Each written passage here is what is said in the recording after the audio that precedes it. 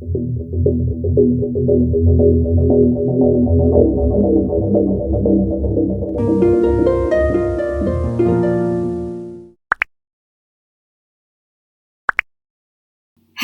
apa kabar kawan? Semoga semua dalam keadaan sehat ya. Hari ini kita akan membahas kisah dari sepasang pengantin baru dan pernikahan mereka yang singkat. Sebuah kematian terjadi hanya dalam 8 hari setelah keduanya menikah dan menjadi akhir dari pernikahan itu. Bagaimana kisahnya? Yuk sama-sama kita simak.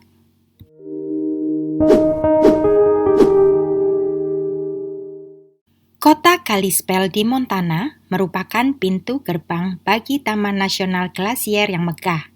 Terletak di tengah pegunungan Rocky Mountain yang sangat terkenal di Amerika.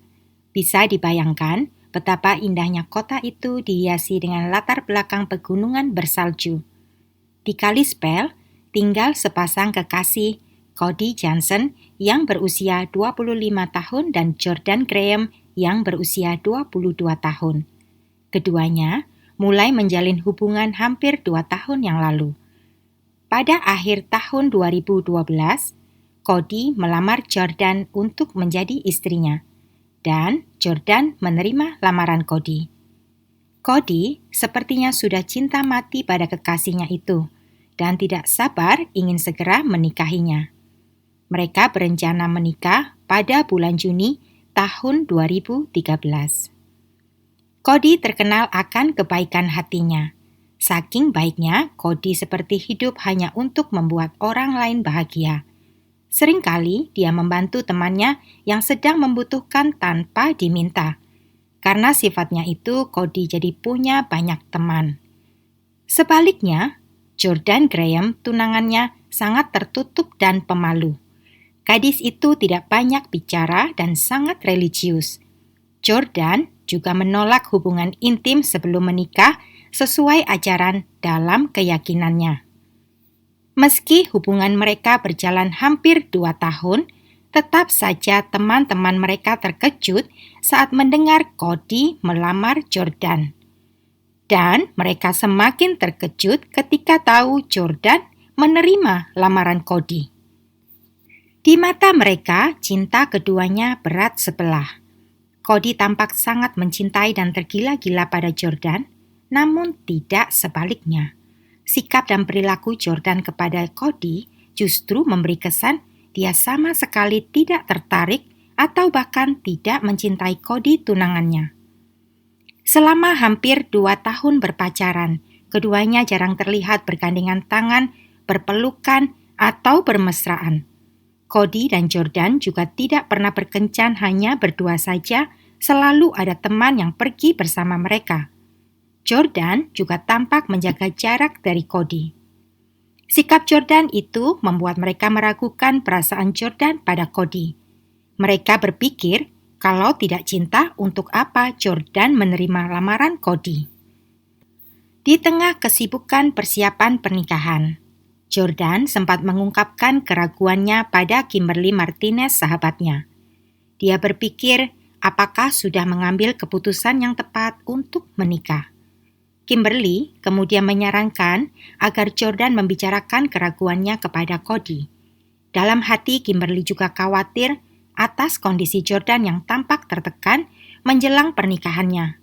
Menurutnya, Jordan terlalu cepat menerima lamaran Cody. Namun sebagai sahabat, dia tidak bisa melarang Jordan menikahi Cody. Meski keraguan masih menyelimuti hati para sahabat mereka, pada hari Rabu tanggal 29 Juni tahun 2013, pernikahan Jordan dan Cody dilaksanakan. Selama upacara pernikahan, Jordan sangat gelisah. Dia bahkan tidak mau memandang Cody yang tersenyum bahagia ke arahnya. Saat resepsi, Cody dan Jordan berdansa pertama kali sebagai suami istri dengan iringan lagu yang dinyanyikan oleh Jordan sendiri. Lirik dalam lagu itu bagaikan menggambarkan apa yang akan terjadi pada Cody 8 hari setelah pernikahan mereka. Baru sehari menikah, Jordan sudah mulai berkeluh kesah pada Kimberly. Sambil menangis, Jordan mengatakan kalau semalam dia menolak berhubungan dengan suaminya tepat di malam pertama mereka. Jordan merasa sangat tertekan, putus asa, dan menyesali pernikahannya. Dia ragu apakah sanggup menjalani pernikahan bersama Cody karena baru 1 hari saja dia sudah tidak tahan. Kimberly bingung karena Jordan sama sekali tidak mengatakan apa penyebab sebenarnya mengapa dia begitu tidak bahagia menikah dengan Cody. Sebagai teman yang baik, Kimberly tetap mendampingi Jordan. Selama seminggu mereka bertukar pesan. Namun, semakin lama, kondisi Jordan malah makin murung, tertekan dan putus asa. 8 hari kemudian, tepatnya pada hari Senin tanggal 8 Juli, Cody tidak masuk kerja. Keluarga dan sahabatnya yang khawatir melaporkannya menghilang secara misterius. Cody terlihat terakhir kali kemarin malam saat dia dan istrinya Jordan makan malam di Dairy Queen seusai menghadiri ibadah hari Minggu. Jordan mengatakan kepada polisi bahwa kemarin setelah makan malam mereka pulang ke rumah. Lalu sekitar pukul 9:45 malam, seorang temannya datang menjemputnya lalu Cody langsung pergi. Tak lama, Cody mengirimkan SMS yang mengatakan dia pergi ke Glacier Park bersama temannya yang datang dari luar kota. Semua orang sibuk mencari Cody, namun Jordan malah terlihat tenang dan sama sekali tidak khawatir atau berusaha melakukan sesuatu agar Cody segera ditemukan. 2 hari setelah Cody menghilang, keluarga dan teman-temannya berkumpul di rumah pasangan itu bermaksud mengumpulkan semua petunjuk yang mungkin bisa membantu pencarian Cody. Anehnya, saat itu Jordan tampak tidak senang. Dia merasa sangat terganggu dengan semua pertanyaan terkait kronologi saat terakhir sebelum Cody menghilang. Bahkan, Jordan menjadi sangat marah hingga dia melepas cincin kawinnya dan melempar cincin itu di hadapan semua orang yang berkumpul di rumahnya.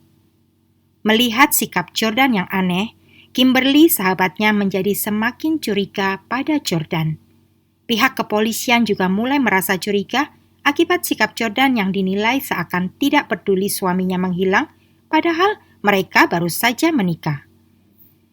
Di saat semua kecurigaan mengarah padanya, Jordan menerima sebuah email dari pria misterius bernama Tony. Dalam email, pria itu mengatakan bahwa dia adalah teman Cody yang menjemputnya pada malam sebelum pria itu menghilang. Dalam email itu, Tony berpesan pada Jordan agar tidak perlu repot-repot lagi mencari suaminya karena Cody Johnson sudah tewas. Menurut Tony, Cody tewas akibat terpeleset saat mendaki Glacier Park. Semua orang terkejut mendengar informasi adanya email itu. Mereka masih meragukan apakah Cody benar-benar sudah tewas. Jordan lalu segera menyampaikan email misterius itu kepada polisi. Bagi polisi, email itu justru memperkuat kecurigaan mereka bahwa Jordan terlibat dengan menghilangnya Cody. Keesokan harinya, Jordan memutuskan pergi ke Glacier National Park untuk mencari Cody seperti yang tertulis di dalam email misterius. Jordan berangkat bersama temannya dan beberapa anggota keluarga. Hari itu, Jordan tampak luar biasa bahagia. Sepanjang perjalanan menuju Glacier Park, dia bernyanyi dan menari di dalam mobil, meskipun hari itu mereka gagal menemukan Cody di sana. Pencarian Cody dilanjutkan pada hari kedua. Ada sedikit yang berbeda, karena hari itu Jordan seakan sudah tahu kemana harus mencari suaminya. Mereka langsung menuju ke area yang dikenal dengan sebutan The Loop, sebuah tebing dengan ketinggian 300 kaki yang dikelilingi pagar pembatas. Secara tiba-tiba Jordan mengatakan bahwa Cody berada di dasar jurang. Areanya tampak sulit dicapai sehingga semua orang berpikir untuk apa Cody turun ke bawah. Namun tanpa ragu, Jordan langsung melompati pagar pembatas dan tanpa kesulitan mulai mendaki turun menuju dasar jurang. Begitu mencapai dasar jurang, tak butuh waktu lama, Jordan secara ajaib menemukan tubuh Cody yang sudah tidak bernyawa di sana. Tubuhnya dalam posisi telungkup, mengapung di atas air tepat berada di bawah air terjun. Kondisinya sudah sangat rusak akibat terjatuh dari ketinggian. Hasil otopsi menduga bahwa Cody jatuh dengan posisi kepala duluan. Terdapat luka pada kedua lengannya dan kepalanya. Semua orang terkejut dan heran. Begitu juga pihak kepolisian. Bagaimana mudahnya Jordan menemukan Cody? Apalagi Jordan mengaku bahwa penemuan lokasi jasad Cody hari itu berkat tuntunan Roh Kudus yang membisikinya semalam. Setelah kematian Cody, teman dan kerabatnya berduka, namun tidak demikian dengan Jordan. Wanita itu justru terkesan lega menemukan suaminya dalam kondisi tewas. Kepada sahabatnya, Jordan mengatakan, sekarang polisi tidak perlu ikut campur lagi karena jasad Cody telah ditemukan. Pemakaman Cody dilaksanakan 16 hari setelah pernikahannya dengan Jordan berlangsung. Saat upacara dilaksanakan, Jordan malah sibuk bermain HP, membuat sahabatnya dan tamu undangan semakin yakin Jordan terlibat atas tewasnya Cody. Di pemakaman, Jordan terlihat sangat tenang. Tidak ada kesedihan di wajahnya, meski suami yang baru dinikahinya 8 hari lalu dimakamkan hari itu. Jordan berpikir semua sudah berakhir dan polisi tidak akan mengganggunya lagi.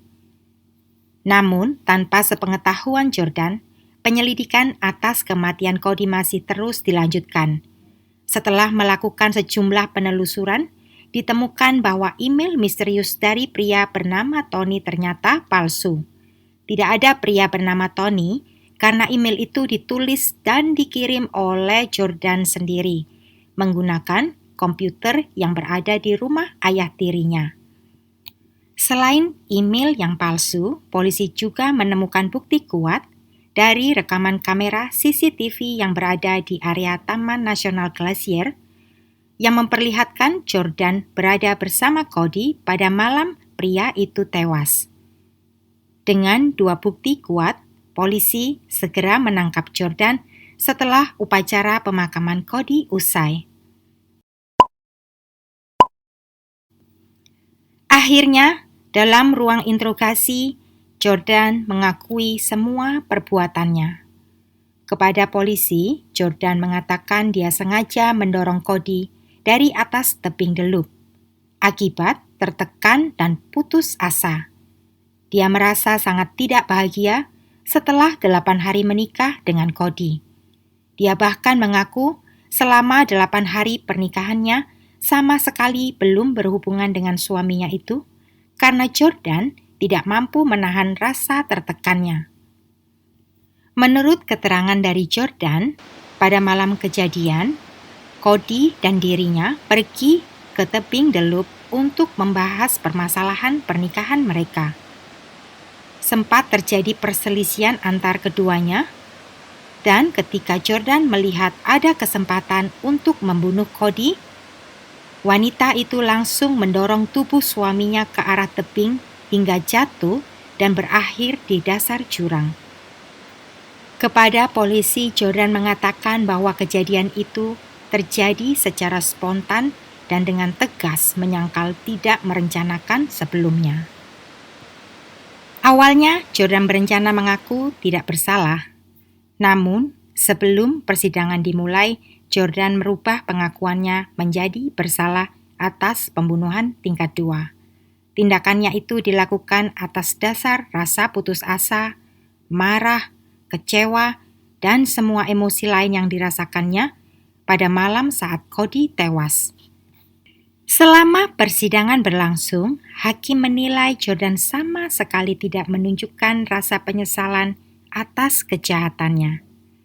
Akhirnya, pada tanggal 27 Maret tahun 2014, 9 bulan setelah pernikahan mereka, pengadilan menjatuhkan hukuman 30 tahun penjara tanpa kesempatan bebas bersyarat.